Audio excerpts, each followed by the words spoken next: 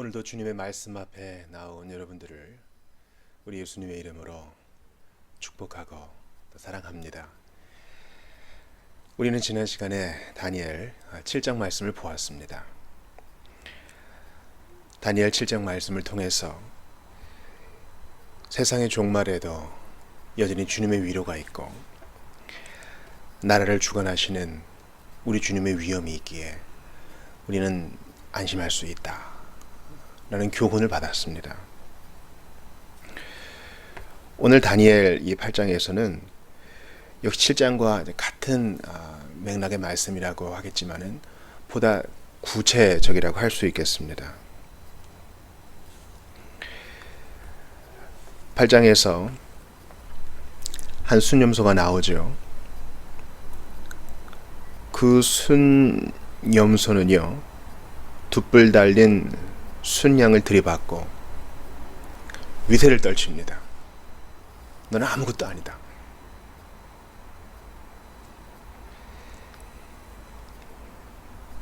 그 교만한 순념소와 또 그에게서 난 이 뿔 까닭에 하나님의 백성들이, 특별히 예배가 피해를 입죠. 주님의 백성은 고난을 당하고 예배는 없어지고 오염됩니다.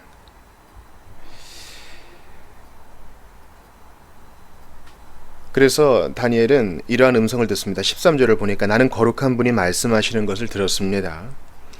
또 다른 거룩한 분이 그 거룩한 분에게 여쭈었습니다. 이 환상에 나타난 일이 언제까지 계속되겠습니까? 날마다 드리던 제사를 못 드리고 멸망당할 죄를 범하며 성전이 헐리고 하나님의 백성이 짓밟히는 일들이 언제까지 계속되겠습니까?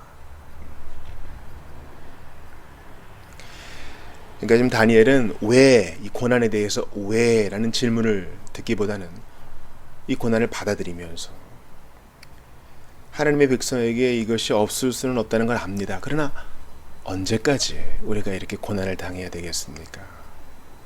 탄식을 듣는 겁니다.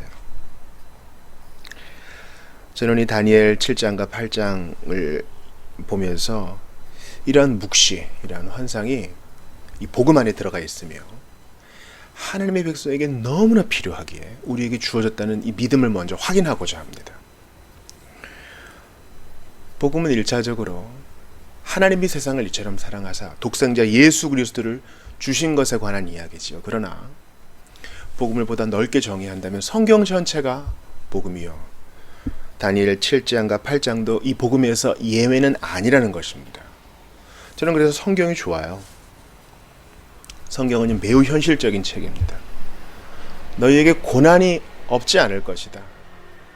늘 햇빛과 맑은 바람만 있지는 않을 것이다. 왜냐하면 예수님 자신도 그리하셨기 때문이다. 이제 예수의 뒤를 따르는 너희에게도 세상이 같이 대우할 것인데 두려워하지 말아라. 내가 너와 함께 있으며 너희를 위협하는 그 힘은 잠시 잠깐뿐이다. 다니엘 8장은 해석하기 어려운 부분이 있긴 하지만 하나님의 백성이, 교회가 직면하게 될 일을 알려줍니다. 이것은 단순히 예수님의 재림으로만 한정할 수 없어요.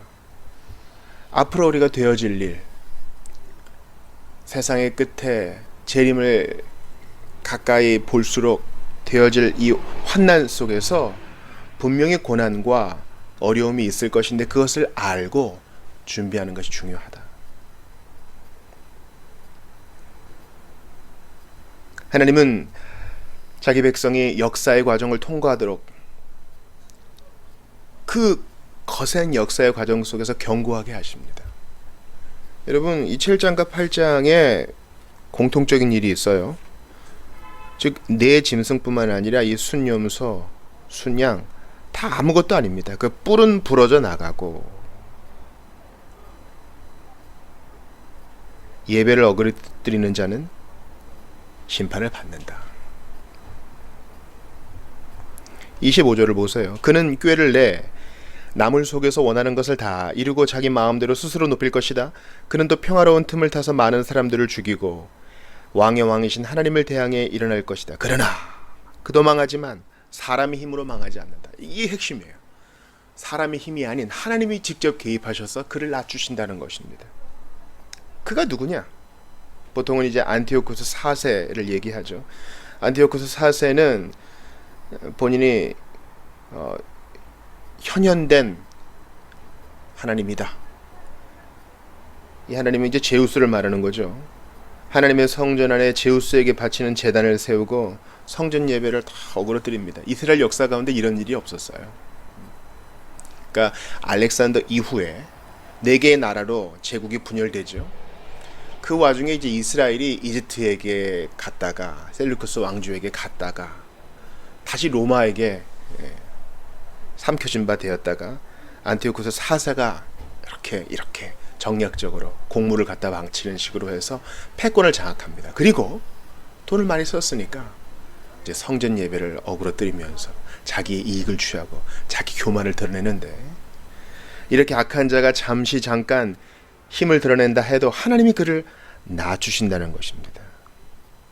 23절을 보세요. 내 나라가 다스리는 마지막 때 죄를 범하는 사람들이 많아지면서 한 왕이 일어날 것이다. 그는 뻔뻔하고 속임수를 잘 꾸며내는 왕이다. 그러나 그는 망한다. 신의 목소리라고 교만했던 헤롯처럼 하나님이 풀을 뜯어먹게 겸손하게 하신 느부갓네살처럼 말이죠. 하나님은 자기 백성이 역사의 위기에 직면할 수 있도록 미리 대비시키십니다. 여러분, 갑자기 뭔가 탁 튀어나오면 무섭잖아요. 근데 알고 가면 대비할 수 있죠. 이쯤에 뭐가 있을 것이다. 무서운 영화를 또 한 번 볼 때 우리가 좀 마음의 준비를 할 수 있는 것과 같은 이치입니다. 하나님은 모든 구속의 드라마를 다 준비시켜 놓으시고 참으로 자비로우시게도 이런 일들이 있을 테니 준비하여라. 나는 이 고통과 환난을 통해 너희를 연단하고 단단하게 하고 성장하게 할 뿐만 아니라 나의 뜻을 이룰 것이다. 나의 영광을 나타낼 것이다. 타협하지 않고 말씀하셔요. 숨기지 않으십니다.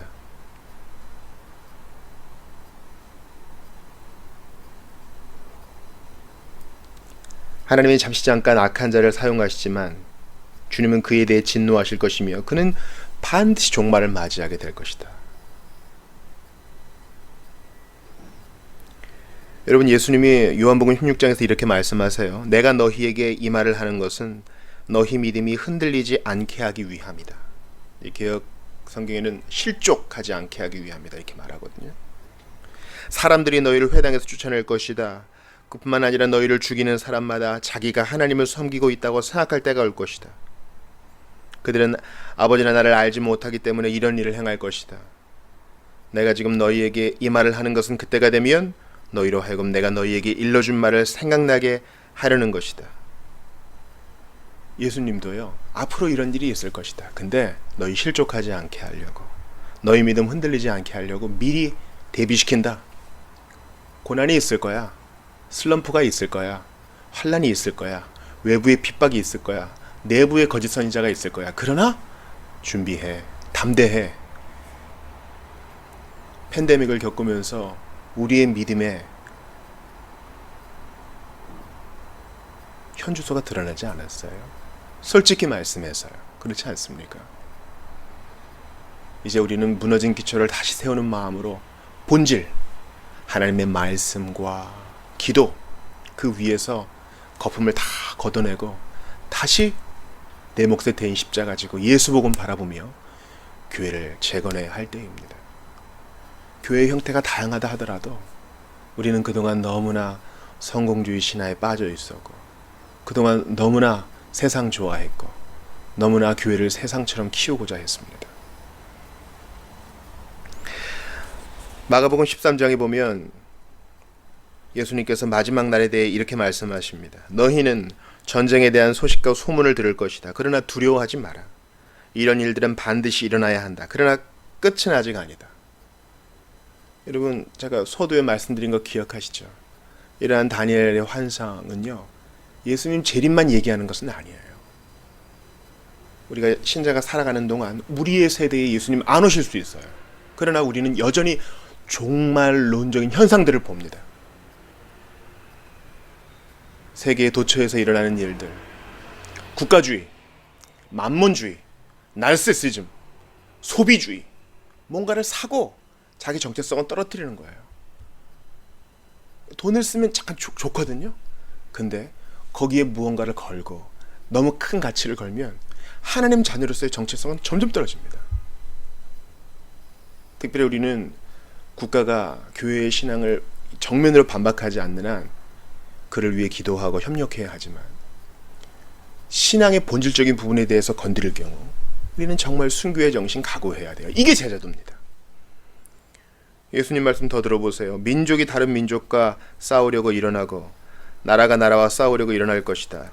여러 곳에서 지진이 일어나고 기근도 있을 것이다. 이런 것들은 출산하는 진통의 시작에 불과하다. 너희는 주의하여라. 사람들이 너희를 법정에 넘길 것이고 너희는 회당에서 매를 맞을 것이다. 너희가 나 때문에 총독들과 임금 앞에 서게 되어 그들에게 증언할 것이다. 그러나 먼저 복음이 모든 민족에게 전해질 것이다. 그리고 너희가 사람들에게 끌려갈 때 무슨 말할까 걱정하지 말아라. 성령께서 말할 거 주신다. 이게 바로 인내하며 끼어있는 제자들을 요구하는 오늘 다니엘 8장의 메시지입니다. 나라가 일어나요. 우리 한 개인이 무슨 힘이 있어요? 나라 앞에. 폭군이건 제국의 왕이건 수장이건 간에 우리가 어떻게 감히 맞설 수 있어요?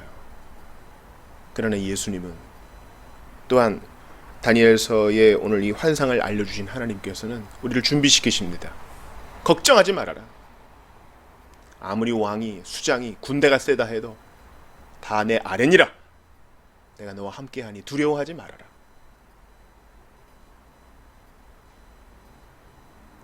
가벼운 응급 처방 다 잘 될 거야. 가벼운 위로가 아니라 제자들은 현실을 직면하게 해줍니다. 여러분 지금 다니엘은요 아직 포로 귀환도 안 했어요.